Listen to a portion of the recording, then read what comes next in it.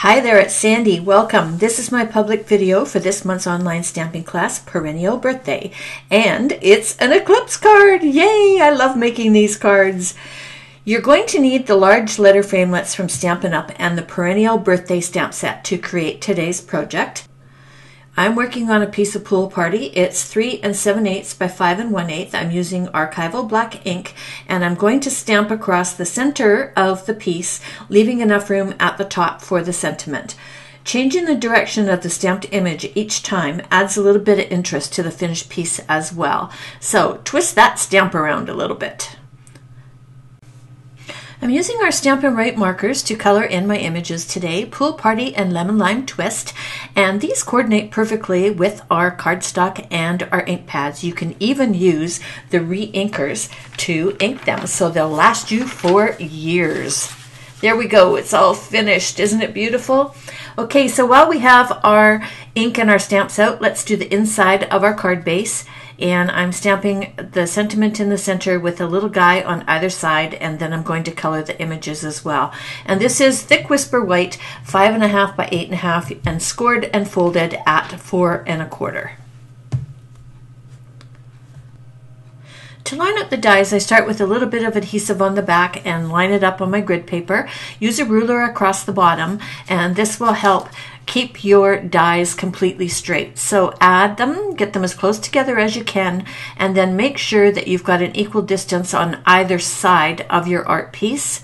When you're happy with that, grab a whole pile of Post-it notes, and you want to attach the Post-it notes holding all these little dies in place, because we're actually going to pick this up and move it to our Big Shot. So make sure everything's good and secure, and straighten anything out that may have wiggled out of shape.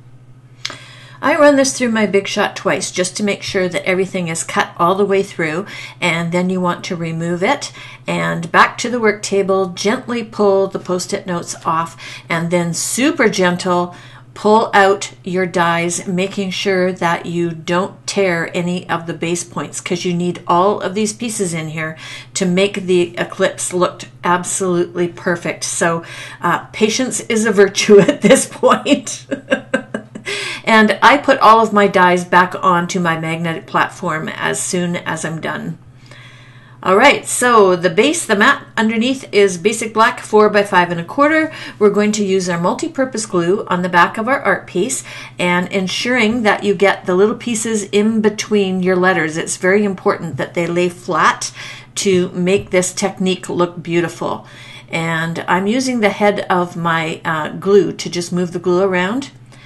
And you get a couple of seconds there before it sets. You can move it around and get it exactly positioned. And then don't forget to press down those little pieces in the center just to make sure they're good and stuck. Next, we're going to use the foam adhesive strips on the back of all of our little pieces. And this is what creates the eclipse and raises the letters up from our card so that we can see the black underneath. And these are cool strips.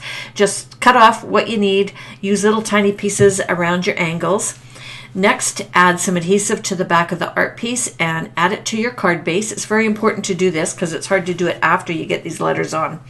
Remove the protective covering from the foam and start adding your letters to your card. Lining them up just right. All right, there you go. Heads up on the S. There's a big and a small end, and I think the big end's supposed to go at the top. Next, we're going to take the die cut piece. Sorry, this is out of focus. I already heat set the word onto a scrap of black, and I'm cutting it to 1 inch wide, and then I'm just using my snips to flag tail that end. Add a 3 dimensionals on the back, line it up on the very left-hand side of the card. There you go. And here's our pretty finished cards. Didn't they turn out great? So you can receive the rest of this online class by placing an order through my online store, or if you don't live in Canada, this class is for sale through my online class store. There is a link in the sidebar of my blog. So thanks so much for visiting me today, and wishing you happy stamping.